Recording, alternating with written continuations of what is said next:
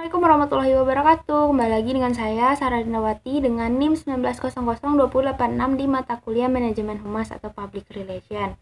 Pada pertemuan kali ini kita masuk ke dalam bagian-bagian terakhir dari topik pembicaraan kita, yakni terkait dengan Manajemen Humas dan Public Relation yang mungkin tidak semua yang bisa kita bahas karena begitu besar alur tanggung jawabnya dan juga perspektif tentang kegiatan-kegiatan dari public relation di sebuah lembaga atau perusahaan. Nah, salah satu kuncinya dari kegiatan manajemen atau para praktisi PR ini artinya organisasi atau public relation adalah memberikan layanan prima. Jadi tidak hanya sekedar layanan, tetapi memberikan layanan prima kepada seluruh stakeholder, seluruh pelanggan atau klien atau mereka-mereka yang terlibat baik internal apalagi eksternal dari sebuah lembaga atau perusahaan. Nah, kali ini kita akan mencoba membahas bagaimana membangun konsep, mulai dari konsep terkait dengan layanan prima, yang mana bagaimana membangun layanan prima kepada pelanggan sebagai bentuk layanan dan apresiasi organisasi atau PR-nya organisasi kepada seluruh stakeholder dari sebuah lembaga. Bagian-bagian yang akan kita bahas untuk hari ini yakni mulai dari pemahaman kita tentang layanan prima, sehingga harus ada satu kesepakatan yang jelas seperti apa pelayanan prima itu sebenarnya, dan kemudian ada satu konsep yang kita ambil nanti dari beberapa pakar terkait dengan keragaman dalam tatanan pelaksanaan oleh sebagian besar lembaga, khususnya perusahaan penghasil produk yang fokusnya adalah bisnis mereka menjalankan konsep 7A 1S atau 7A dan 1S sebagai bentuk dari tataran pelaksanaan layanan prima oleh perusahaan-perusahaan besar sebagai organisasi bisnis. Kemudian nanti kita juga akan lihat bagaimana sebenarnya manfaat dan tujuan dari layanan prima ini gitu. Jadi ada nggak sih tolak ukur sehingga kita bisa meyakini bahwa ini adalah layanan prima dari sebuah lembaga atau perusahaan. Kalau kita lihat sebenarnya kita coba cek hotel berbintang yang mana begitu mahal harga sewanya, tapi kenapa begitu banyak orang yang tetap mau rela membayar dengan santainya, karena yang dibeli itu sebenarnya bukan hanya fasilitas, tapi juga layanan prima dari hotel yang bersangkutan, yang nantinya juga ada beberapa tips yang akan kita bahas, dan bagaimana juga menjaga sikap positif, bagaimana akhirnya aktif mendengarkan semua yang disampaikan oleh kliennya kita, oleh para stakeholdernya, apalagi klien yang jelas-jelas membangun kita, membesarkan kita, meski yang mereka jelaskan kadang yang mereka sampaikan adalah sebuah keluh kesah atau keluhan tentang pelayanan yang kita beri, yang sudah kita bahas di minggu lalu. Harus dihadapi, hal ini harus diterima dengan sangat baik karena memang mereka juga mendapatkan atau mau bekerja sama dengan kita itu tidak mudah dan tidak murah.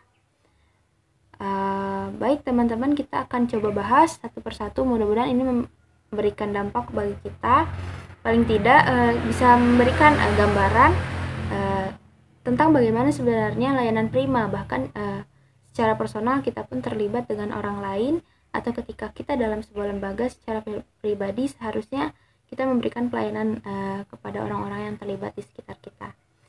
Baik, pertanyaan pertama yang akan kita coba bahas sebenarnya yang menjadi dasar berpikir untuk bisa melihat bagaimana sebenarnya pelayanan prima itu bisa diberikan.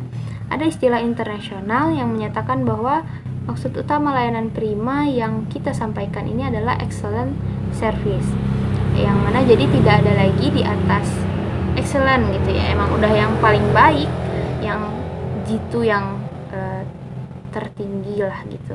Apa itu? Ini excellent service itu suatu upaya sebenarnya yang dari suatu usaha yang dilakukan sedemikian rupa oleh instansi dan perusahaan atau organisasi atau penyedia barang atau jasa menyampaikan informasi ketika memberikan pelayanan dan servis dan produk itu sendiri. Jadi melalui produk atau jasa kepada konsumen di luar organisasi dengan baik-baik yang kita bisa lakukan sehingga konsumen puas dan tingkat kepuasan mereka tercukupi. Ada istilah tingkat kepuasan satisfaction. yaitu untuk pelanggan. Jadi untuk sampai pada tahap puas itu tidak gampang. Jadi tujuan yang disebut dengan excellent service atau layanan prima berarti sebuah usaha yang kita lakukan dengan amat sungguh-sungguh sampai para pelanggan, sampai orang-orang yang kita maksud, sampai pihak-pihak yang terkait yang kita maksud itu punya kaitan dengan organisasi atau instansi merasa puas gitu. Jadi mereka merasa puas karena pelayanan prima sejatinya harus mampu menjawab keinginan atau hasrat dan keseluruhan pertanyaan dari para konsumen dengan etika, dengan yang juga berdasarkan asas komunikasi. Jadi ini merupakan sektor yang mengindikasikan bahwa ini yang dilakukan oleh para PR, tapi akhirnya tanggung jawab bersama warga lembaga secara keseluruhan. Jadi semua yang terlibat dalam lembaga punya kewajiban yang sama untuk memuaskan para pelanggan. Tapi fokus utamanya di sini ialah peran dari lembaga, khususnya lembaga bisnis, atau kalau kita bicara satu keuntungan dari segi bisnis, yaitu berdasarkan asas komunikasi bisnis yang baik. Ada satu buku yang pernah membahas terkait hal ini, terkait dengan pelayanan prima, yang ini karya Kak Nina Rahmanianti, yang mana kita bisa lihat di tahun yang diterbitkan di tahun 2013. Di situ jelaskan bahwa pelayanan prima mampu menjawab perkembangan segala kebutuhan yang khusus gitu, jadi dari para pelanggan, yang mana ini dilakukan setiap saat secara konsisten dan punya standar yang tinggi. Jadi ada 3 dasar: mampu menjawab perkembangan kebutuhan. Jadi kebutuhan pelanggan setiap saat, artinya tidak ada waktu-waktu tertentu gitu, tidak boleh, tidak bisa ditentukan kapanpun, tidak bisa ditentukan kapan pelayan butuh. Jadi kapanpun mereka butuh, kita harus siap menjawab dan melayani mereka. Ya ini mau siang, mau malam, mau pagi, atau bahkan kadang tanggal merah atau hari libur, kita ya harus mau gitu, tidak bisa tidak ada kata tidak gitu. Kita tidak bisa mengklaim mereka bahwa kita nggak bisa ngelakuin hal itu hari ini gitu, tidak bisa. Itu bukan termasuk layanan prima. Kalau layanan prima itu kita menyerahkan segala kesediaan kita untuk melakukan keinginan mereka walaupun di hari libur. Jadi ya itu tadi, standarnya tidak main-main. Jadi standar yang digunakan standar yang paling tinggi. Jadi kita menyebutnya excellent service. Sebaiknya dilakukan sebaik dan setinggi yang bisa kita lakukan. Apa sebenarnya keuntungan dari layanan prima ketika kita memberikan kepada para konsumen?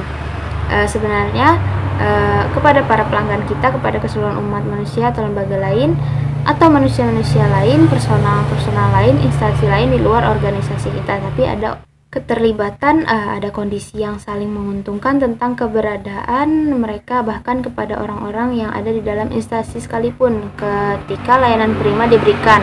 Jadi apa manfaat dan tujuan ini?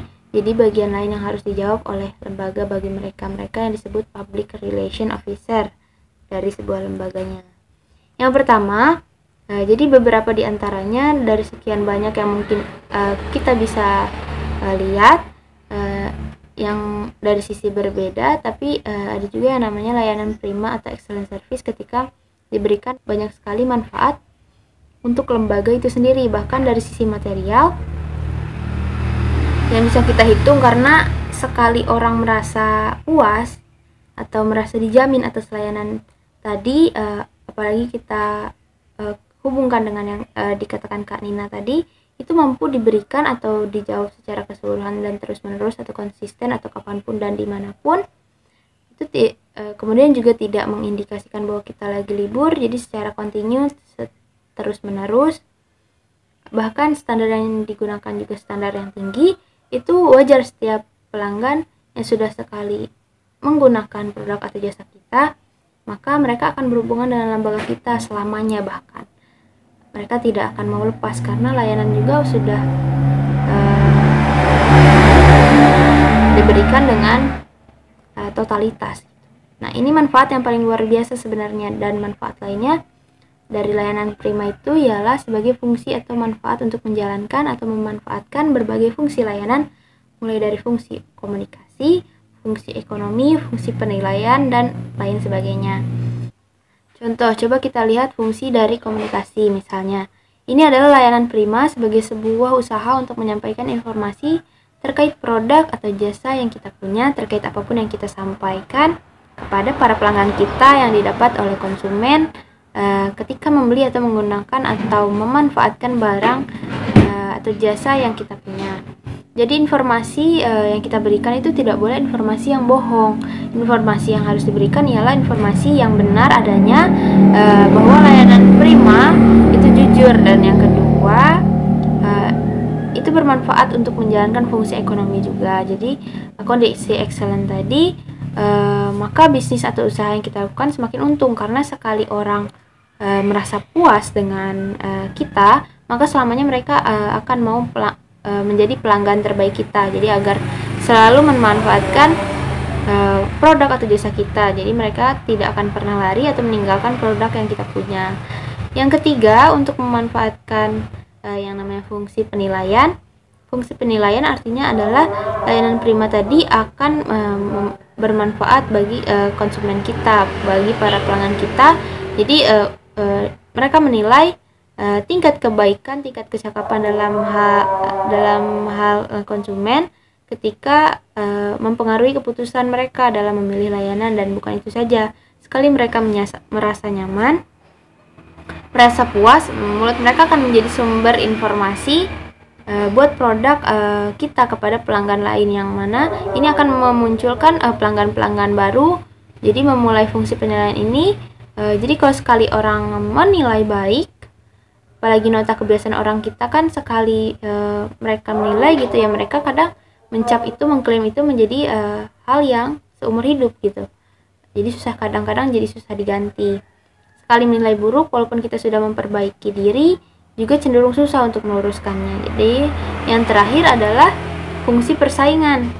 Jadi layanan Prima dapat berfungsi sebagai tolak ukur untuk persaingan. Bahkan beberapa ada yang mengandalkan kualitas layanan dibandingkan dengan kualitas produk itu sendiri. Teman-teman, kita lanjut. Jadi apa sebenarnya tujuan dari layanan Prima itu? Nah, kita berikan satu tujuannya ialah untuk memberikan kepuasan dan tingkat kepuasan yang luar biasa kepada seluruh pelanggan kita, khususnya pelanggan-pelanggan yang memang mau terlibat langsung dengan perusahaan atau lembaga kita. Yang kedua, tujuannya yakni memberikan kepercayaan. Artinya sekali mereka merasa nyaman, sekali mereka merasa dilayani, seumur hidup mereka akan bisa percaya pada kita. Jadi membuat orang percaya itu cukup sekali untuk konteks ini. Tapi jika sekali mereka tidak percaya, maka seumur hidup akan sulit mereka kembali mempercayai apa yang kita punya. Dan yang kedua adalah sebagai upaya kita sebagai perusahaan atau lembaga atau organisasi untuk menjaga loyalitas para pelanggan, tingkat retensi konsumen. Jadi kalau punya bisnis ini, kita harus menjadikan ini sebuah catatan yang paling luar biasa yang harus mereka pikirkan. Maka untuk bisnis ini konteks layanan itu anggarannya tidak sedikit. Jadi memberikan pelayanan terbaik kepada pelanggan, yaitu memudahkan mereka membutuhkan energi yang luar biasa gitu, yang masih bisa didesain, yang dipikirkan. Jadi tidak hanya sekedar energi, waktu, juga materi, tapi ketika itu sudah sampai, kita akan mendapatkan keuntungan berkali-kali lipat dari orang-orang seperti itu. Dan itu akan begitu terus. Kenapa perusahaan bisa begitu besar? Karena mereka rela mati-matian memberikan semua yang mereka bisa berupa energi atau modal yang begitu besar, karena mereka yakin mereka akhirnya akan mendapatkan keuntungan berlipat ganda, dan itu long life sifatnya. Jadi bisa selamanya kalau mereka tetap mempertahankan layanan Prima ini, dan mereka juga akan merasakan keuntungan atau privilege yang mereka dapatkan ketika mereka mengusahakannya secara optimal. Ketiga adalah tujuannya untuk membantu para konsumen dalam mengambil keputusan saat bertransaksi. Jadi mereka tidak akan sulit. Ketika mereka sudah percaya, sudah yakin, mereka tidak akan lagi melihat kiri kanan keputusan gitu. Jadi begitu gampang ketika mereka pengen produk tertentu, mereka tidak akan lihat lagi produk-produk sejenis, tinggal menggunakannya saja apa yang mereka sudah pernah. Dan ini kita bisa merasakan manfaatnya. Yang keempat adalah mempermudah para konsumen. Jadi kita membantu para konsumen, para pelanggan untuk memahami produk yang kita jual, yang mana jika ada penyalahgunaan wewenang pada konsumen, kenapa kita memberikan layanan prima ketika excellent service diberikan. Yang di atas itu adalah maka pelanggan adalah raja, bukan kita yang raja. Jadi kita nggak bisa semena-mena, karena setiap waktu ketika mereka komplain, kita harus siap. Mereka harus siap memberikan jawaban terbaik, memberikan layanan terbaik kepada mereka semua. Sekarang kita lihat bagaimana tolak ukur dari pelayanan prima, yaitu apa saja tolak ukur yang bisa kita gunakan. Yang pertama adalah kaitannya dengan transparansi. Pelayanan yang terbuka, gampang diakses oleh siapapun, khususnya para konsumen, dan juga mudah dimengerti. Jadi tidak memberikan multidimensi, multi makna demi menyelamatkan diri atau perusahaan kita. Artinya apa? Konsumen menjadi mengetahui apa yang mereka dapatkan dari perusahaan atau lembaga kita, dan tahu apa yang terjadi, dan mereka dengan jelas tahu apa yang mereka butuhkan. Yang kedua, tolak ukurnya adalah tanggung jawab. Pelayanan dapat dipertanggungjawabkan sesuai dengan etika perundangan, hukum yang berjalan, dan standar operasional layanan. Kemudian yang ketiga adalah kondisi. Yakni pelayanan sesuai dengan kondisinya. Dan yang keempat adalah kondisi. Kalau kondisi, pelayanan sesuai dengan kondisi dan kemampuan pemberi dan penerima layanan. Kalau yang keempat adalah partisipasi. Partisipasi maksudnya adalah layanan yang harusnya bersifat dua arah, di mana memperhatikan pelanggan dan lingkungan sekitarnya juga. Kemudian juga ada kesamaan hak, layanan yang harus bersifat adil untuk semuanya, jadi tidak memandang ras, agama, golongan atau situasi sosial. Jadi semuanya sama. Terakhir, harus adil, bersifat adil bagi pemberi dan penerima layanan. Baik, kita sampai di bagian terakhir dari pertemuan kita kali ini untuk melihat bagaimana sebenarnya konsep layanan 7A atau 7A plus 1S, bagaimana bentuk pelayanan prima atau excellent service yang banyak sekali dilakukan oleh perusahaan-perusahaan bisnis besar di dunia, bahkan khususnya hotel berbintang 5. Salah satu indikasi dari bintang 5 ialah layanan excellent service. Apa saja 7A dan 1S ini nanti kita akan bahas karena ini akan jadi cukup familiar istilah 7A dan 1S ini di dunia bisnis organisasi atau perusahaan-perusahaan yang tengah mengembangkan konsep layanan prima atau excellent service melalui tangan-tangan dingin public relation officer tentunya. Yang pertama apa? Yang pertama itu ialah attitude. Ini tidak bisa tidak, ini harus, ini wajib, ini mesti dilakukan. Artinya apa? Sikap yang harus diterapkan ketika kita menemui pelanggan, yakni memberikan layanan yang baik, yang attitude-nya jangan seperti raja, tapi kebalikannya. Jadi kita orang yang melayani, jadi mustahil kita bersifat seperti raja di atas para pelanggan. Nah, ini yang kadang kita lupa dan kita harus menerapkannya lagi dalam diri kita agar kita melayani dengan baik. Harusnya yang terjadi yakni harusnya sikap ramah, penuh perhatian, sopan, dengan senyuman, berpikir sehat dan positif. Jadi tidak ada guratan kemarahan, sakit hati, begitu membahagiakan dan begitu memberikan kenyamanan kepada orang lain. Dan ini bersifat keseluruhan, mulai dari pimpinan, baik pimpinan yang tertinggi sampai dengan karyawan yang notabene akan berhubungan dengan para pelanggan kalau di hotel, termasuk orang-orang yang akan diberikan termasuk orang-orang yang bahkan cleaning service sekalipun. Jadi kita tidak boleh menganggap kalau cleaning service itu bagian terendah, tapi justru karena mereka lah sebuah layanan prima dapat menjadi layanan yang excellent. Tidak ada satu bagian pun dari sebuah lembaga yang dianggap sistem yang bisa kita anggap rendah.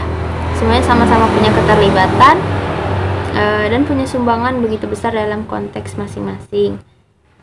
itu adalah konsep excellent service yang harus diterapkan kepada konsumen. Jadi sikap ini merupakan penilaian-penilaian terdepan buat mereka, dan konsumen akan memberikan kesan pertama terhadap perusahaan atau lembaga kita melalui sikap dan perilaku. Jadi apa yang dirasakan, yang dilihat oleh mereka, yakni yang pertama attitude. Jadi yang kedua paket attention, ialah attention. Jadi dalam memberikan layanan customer service dari pihak kita secara keseluruhan atau orang dari pihak kita harus memberikan perhatian, memberikan segala hal, harus memperhatikan atau kemudian mencermati apa yang diinginkan oleh konsumen sekecil apapun. Jadi jangan gondok, kita harus taruh perhatian lebih pada apa yang dipilih dan diinginkan oleh mereka. Tanyakan sebaik mungkin, konfirmasi dengan baik apa yang membuat konsumen nyaman gitu. Jadi turuti keinginan mereka. Gimana? Berarti kita melakukannya dengan sepenuh hati. Jadi nggak sekedar logika. Kita memberikan layanan seakan-akan mereka adalah orang tua, orang yang harus diberi layanan kepada anak atau anak-anak kepada orang tua. Jadi ada rasa-rasa yang tidak bisa dipungkiri, mereka harus dituruti. Yang ketiga itu namanya action, E-nya action, yang mana ini meliputi berbagai tindakan keseluruhan, tindakan-tindakan nyata yang dilakukan dalam memberikan pelayanan kepada konsumen. Misalnya mencatat pesanan konsumen, yang mana ini harus detail, jangan ada yang terlewatkan. Misalnya kalau kita punya usaha di bidang makanan, ada orang-orang tertentu yang menuntut garamnya sedikit lah, atau harus dipanaskan dalam waktu hanya dalam rentang waktu yang dekat atau 10 detik gitu. Nah ini harus diperhatikan, harus dicatat sedemikian rupa sehingga mereka puas gitu, mereka tahu persis apa yang mereka inginkan dan apa yang mereka maksud. Kemudian yang keempat ialah ability. Ability artinya kesanggupan, meski pada awalnya bukan konsep dasar, namun sebenarnya di era sekarang itu berkembang dan terus berkembang, di mana para pelayan konsumen harus memiliki kemampuan. Kesannya apa? Customer service harus memiliki kemampuan untuk melayani konsumennya pada mereka yang notabene adalah orang yang meminta untuk diberikan. Ya, klien kita komunikasi bagi seluruh orang yang terlibat di perusahaan. Jadi kita harus memiliki kemampuan komunikasi yang baik, kemampuan selling atau kemampuan menjual, kemampuan memecahkan masalah dengan cepat,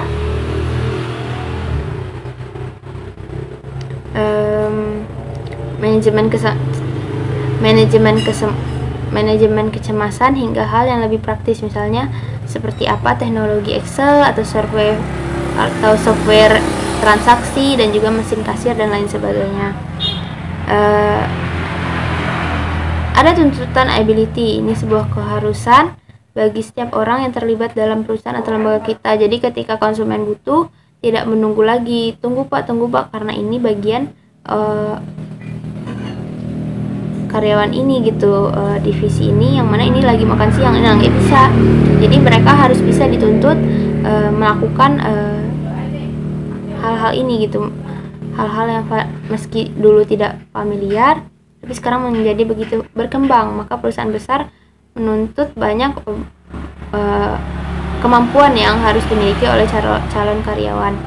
Kemudian berikutnya adalah experience, yang mana ini artinya kalau kita meski menggunakan bahasa yang jelas, ya jika kita ingin menggunakan jasa konsultasi fashion, orang yang melayani kita ya harus memiliki fashion yang lebih, yang emang bisa dikatakan capable gitu, emang orang yang capable untuk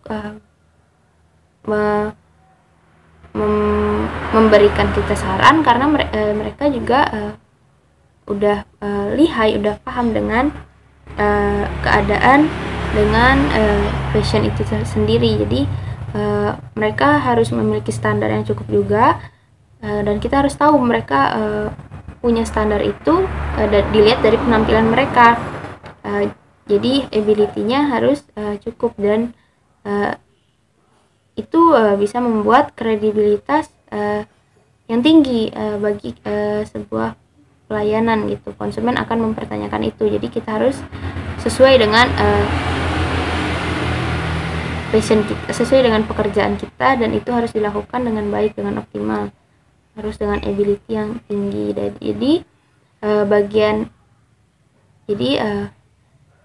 Bagian yang lain terkait experience ini adalah menuntut orang yang mampu berkomunikasi secara baik. Jadi harus begini cara berbicara yang baik, bagaimana modulasi, bagaimana artikulasi. Tapi ketika akan bicara itu kita harus tahu gitu, jangan sampai kita yang menyuruh malah kita yang tidak melaksanakannya. Nah, ini justru yang harus dipertanyakan kredibilitasnya. Maka experience atau penampilan ternyata mau tidak mau kudu mempengaruhi pelayanan prima, yang mana jadi yang bicara tidak hanya sekedar bicara, penampilan atau penampilan luar bukan hanya sekedar penampilan luar gitu, penampilan fisik misalnya kewarasan dan gaya bicara.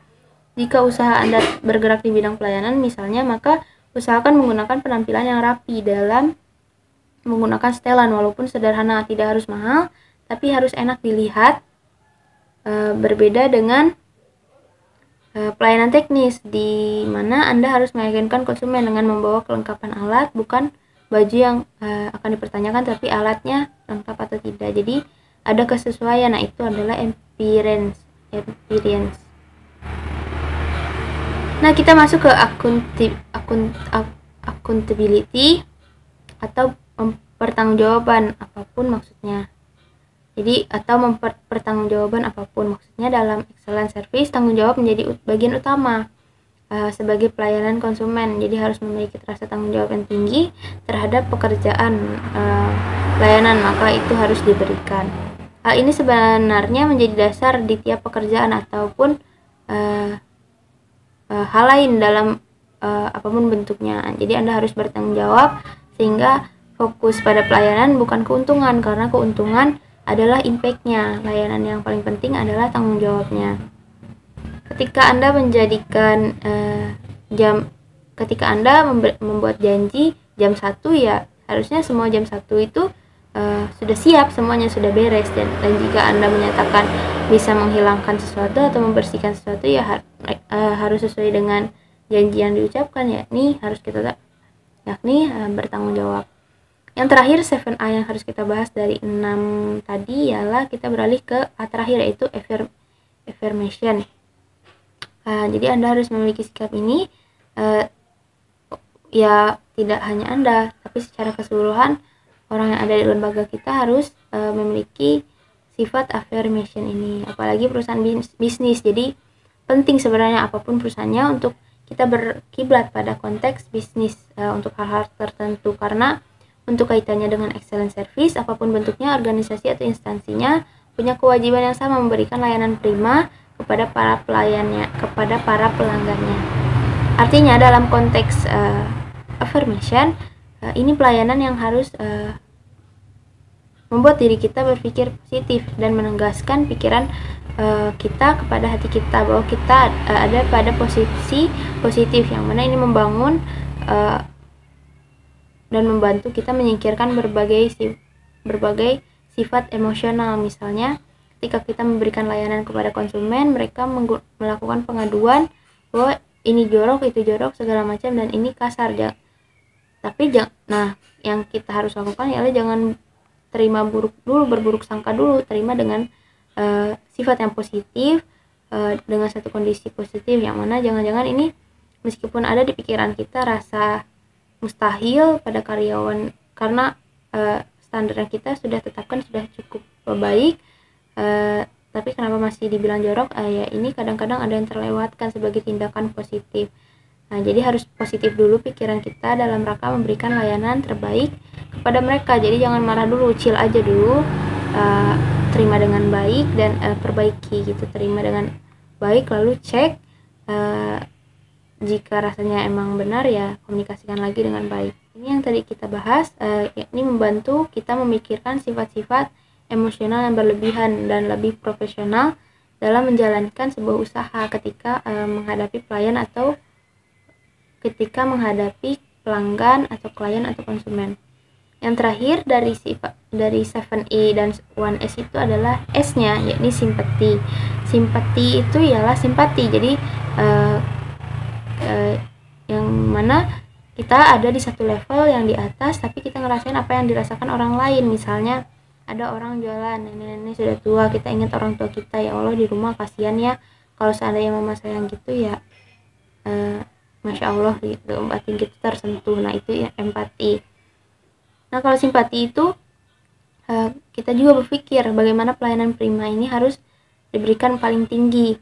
Nah kalau simpati, nah pada saat empati sudah dirasakan, maka perilaku yang bergerak itu, maka kita butuh simpati untuk membantu sehingga memberikan keuntungan dan bisa meringankan beban dari pelayan atau beban dari pelanggan atau konsumen.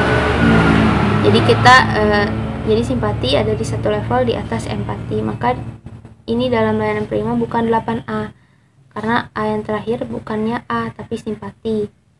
Nah yang diminta itu jadi simpati. Jadi kalau dimaknani dalam konsep excellent service, itu sikap dimana kita bisa merasakan apa yang orang lain rasakan, kemudian melakukan hal yang terbaik, yang mana ini membuat dampak yang baik dan keuntungan yang bisa kita lihat dan rasakan. Itu yang bisa dicontohkan kepada kita terkait pelayanan prima. Nah, kebayang nggak ketika kita memberikan pelayanan prima kepada pelanggan, misalnya dunia perhotelan yang kita bahas tadi, ada konsumen yang memberikan anggapan bahwa ini karena ini bentuk dari ketidaknyamanan mereka. Nah, rasakan dulu, kita lihat juga kalau kita kayak gitu gimana, kita udah bayar mahal tapi kita tidak dilayani dengan baik, ya apa yang akan kita lakukan? Ya wajar saja kalau mereka tidak terima, maka layanilah mereka dengan sebaik-baiknya, dengan optimal. Nah, mungkin sekian dari saya, mudah-mudahan ini dapat membantu kita dalam memberikan layanan prima kepada orang, kepada konsumen, kepada pelanggan kita. Maka dari itu saya pamit. Terima kasih. Wassalamualaikum warahmatullahi wabarakatuh.